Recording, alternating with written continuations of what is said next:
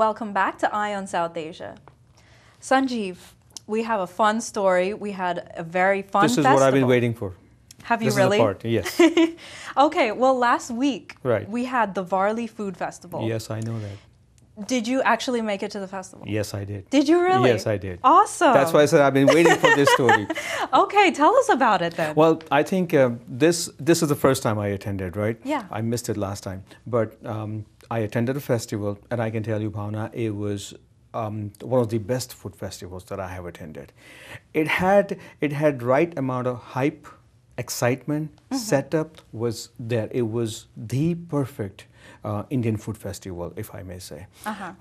All the chefs, they were announced, they were there, they were meeting people and taking pictures and giving autographs, and it was nice. And I believe, excuse me, I believe there must have been about 40 restaurants. They had their booths, right? And there was this VIP room. And all these restaurants, they came out with their best food samplers, veg or non-veg.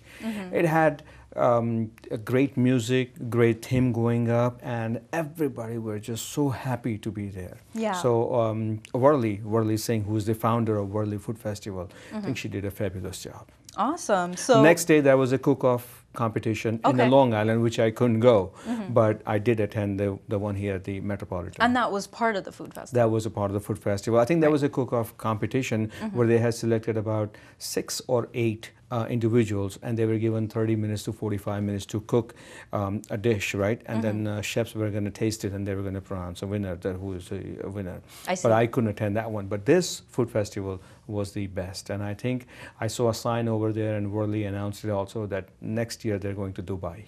Oh, awesome. Yeah. Okay, so 2013 in they're Dubai. going around the world. Exactly. Okay.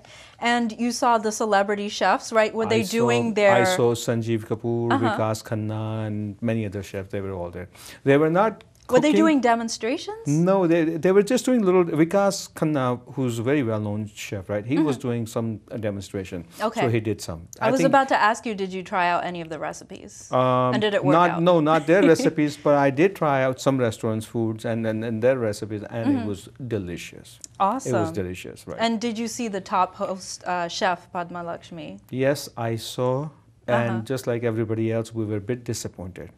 Because here she was announced as a host, Padma Lakshmi, right? She walks in, I think festival started, I don't know, around 5:30, 6 o'clock. She walks in at 7:30. Oh, wow. 7:30 precise, 7:25, limo pulls up, and that's when she comes out and then walks up on a stage, 7:35, and she was hardly there for 15 minutes. And then after she left. And here everybody were thinking that she would be the host of it, but she was not actually host of the food festival. If she was at the food competition, cook-off competition rather, that I don't know. But she was not the host. But yeah, she did come in. It was more of a cameo.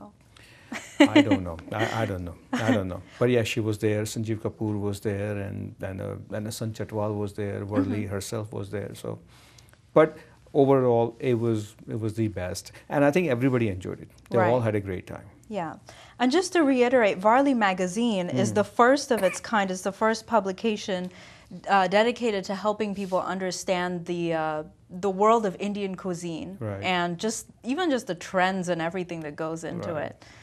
I think the magazine, the festival, and everything, you could see, Bhavna, everything had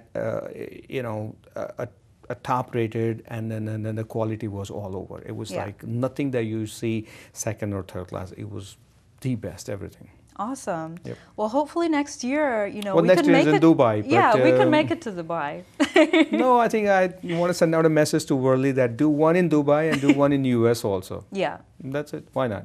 That would be great. Yeah, but I think she does it every 2 years or what. But it takes a lot of effort and a lot of hard work of it. So it's not annual? It's no, like every 2 years? Yeah, it's every 2 years. Okay. All right. Well, moving on to another exciting piece of news. Exciting piece of news for you, okay. Very exciting. Oh, sure. Okay, go ahead. So everyone's out of town, and we know why. Everyone's gone to Yale. Right. So on April 12th, actually, Shah Rukh Khan joined the likes of former presidents George W. Bush, Ronald Reagan, Jimmy Carter, Toni Morrison, and several other big names. He's been awarded the Chubb Fellowship, Right. which is among Yale's highest honors. True. And it's being given to this very beloved Bollywood star and one of the biggest names in Bollywood. And basically, Chubb Fellows, they come to Yale, they come to the campus, and they deliver a public speech and lecture, and just to inspire the students, and they really just interact with the students as well. So that sounds like a great time. It is, absolutely. I mean, it's a good news for Shah Rukh Khan, and we wish him all the best. Congratulations, Shah Rukh, for getting this Chubb Fellowship and also being part of these elite members and individuals who have received this Chubb Fellowship. And the many people I know that they went to this one, and they went to Yale, I guess, to yell at Shah Rukh that, Shah Rukh, we love you, whatever. But that's why the town has been quiet, because everybody went up there. Yeah. Yeah. So good news for Shah Rukh, and he manages to do that. So yeah, and it's very interesting to note that more than 50% of the people who bought tickets for the Schubert Theater were non-South Asians. Right. So that just shows you how much of a reach Bollywood has. Absolutely true. Very true. That's amazing. Yep. All right, speaking of reach, we have Dish Network, which has launched 4 South Indian channels from Sun TV Network. Right. Do you want to talk about that a little Well, bit? Dish Network is the largest South Asian channels provider, and I think they have launched several channels for Sun TV and several South Indian channels, and as well as North Indian channels also. I think they keep adding channels, because Indians in US are demanding for it. They want it. They want to see all different channels.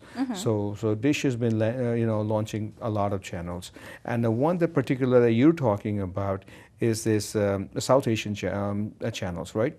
South Indian channels. South Indian They're channels. launching Aditya TV and Gemini Comedy, Kiran TV, and Sun Music. Right.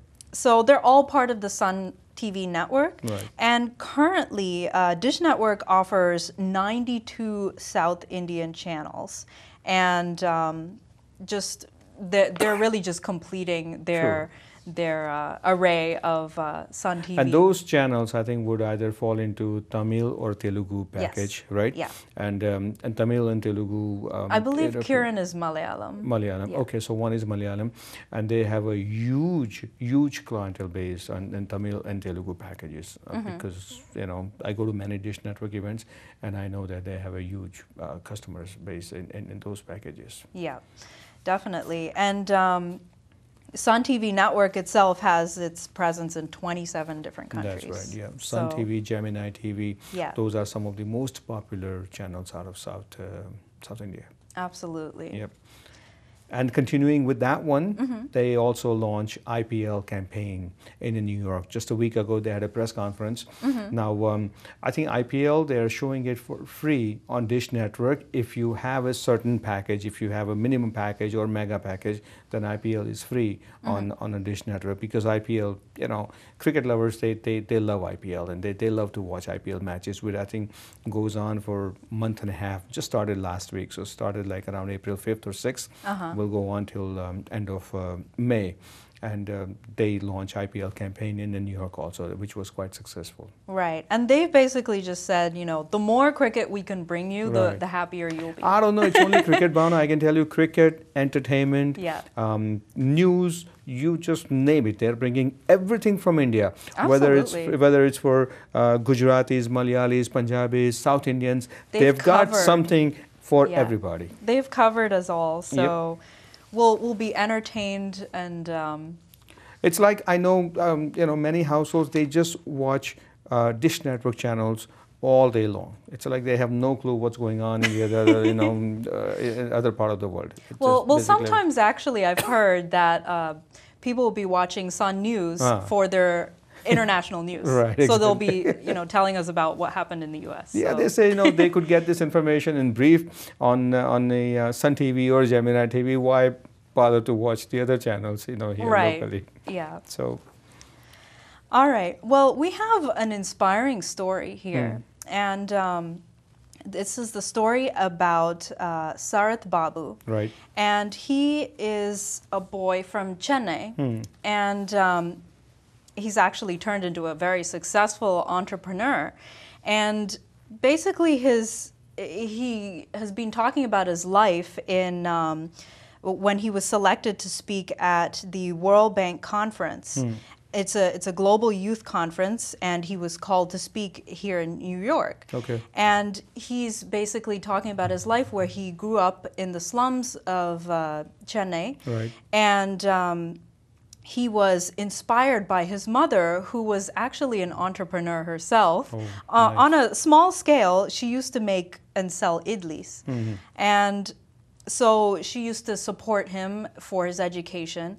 And once he went through his schooling and everything, he had made the headlines when he got several offers from multinational corporations, but he actually rejected all of those offers. Oh, that's nice. And what he really wanted to do was pursue his own entrepreneurial dream, which was going along what his mother had started in his early years, is a catering service, which he calls Food King.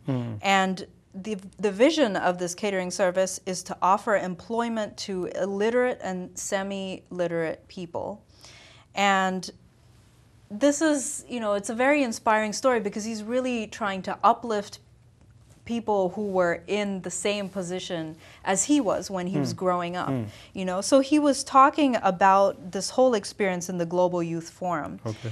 And he spoke about how he addressed youngsters around various colleges and industry events in entrepreneurship. And he also saw to it a new charity effort called Hunger Free India. Nice. And the point of this foundation is to distribute food across 40 orphanage, senior citizen homes, and special schools, covering nearly 10,000 residents in Chennai.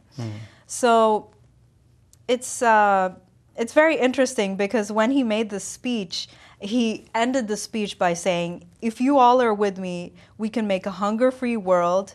And as hunger is the same whether you're from India, or anywhere, Africa, or Europe. World. Right, exactly. And when he ended his speech, there was complete silence. And he was like, what's going on?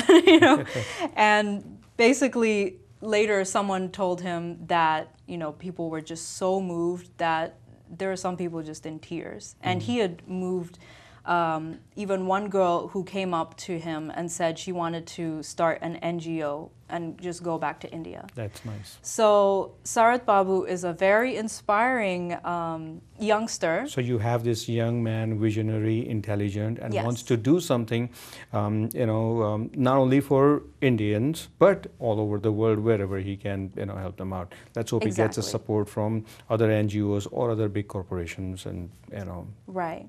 And literally like coming from nothing Right. to bridging To make it big. bridging the gap, Right. between India and the US here, he is really something, that we would love to follow his story. Right. So on that very inspiring note, that's all the time we have for today on this show. Very good. But thanks so much for joining me today. Thank you. Thank you for inviting me. And we will see you back next week. Keep watching us week after week, same time, same place on Eye on South Asia. You can also find all the episodes on YouTube if you search for the channel name Eye on South Asia, all one word. Also find us on Facebook. The URL is facebook.com/Eye on South Asia. Until next time, I'm Bhavna Vanan, signing off. And I'm Sanjeev Pandya. Have a great weekend. Thank you very much.